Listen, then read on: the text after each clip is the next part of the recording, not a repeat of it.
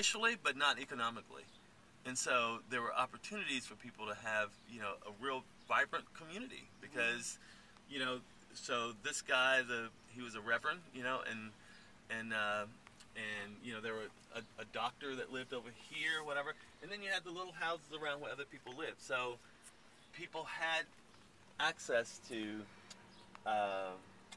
role models and seeing how things were done, and you know, it was just a whole different kind of thing. And so with integration, you had, you know, kind of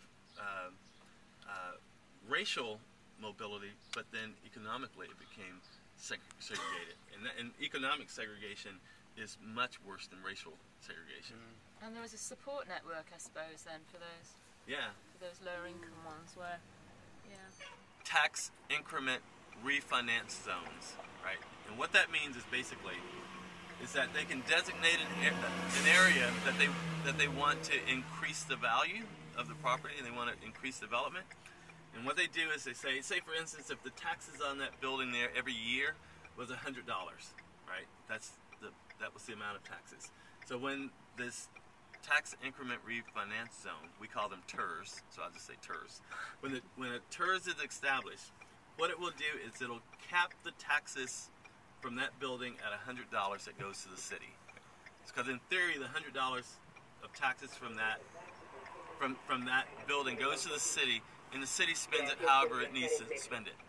But in the TIRZ zone, it's capped at $100, and then so that any increment, any increase in the taxes that comes in from that building, it stays in this neighborhood, right? And it can be used for infrastructure and so on and so forth. So what's interesting about that for developers is that if you're a developer and you say, okay, you know, I want to build some houses here, but you know, the streets are bad, the lighting is bad, you know, the sewer system's bad, and we don't want to do that, whatever.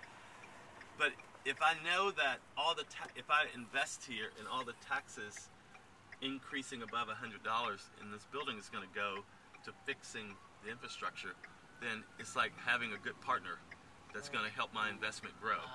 And so, but the catch to that, to the TIRZ though in Houston was that they had a clause that said 30% of the increment has to go to affordable housing.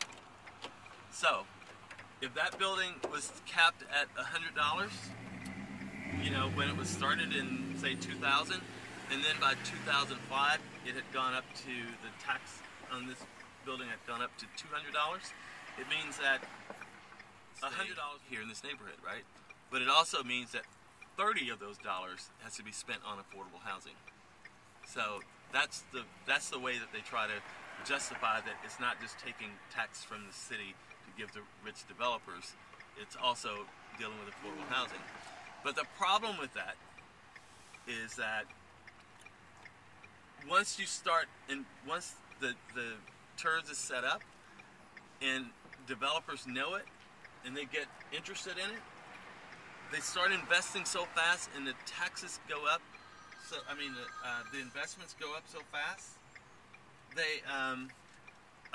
The land values also go up. So everything goes up.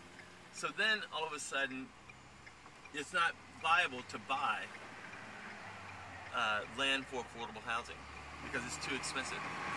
And so that's what this development was all driven by, was this whole notion of the tax increment.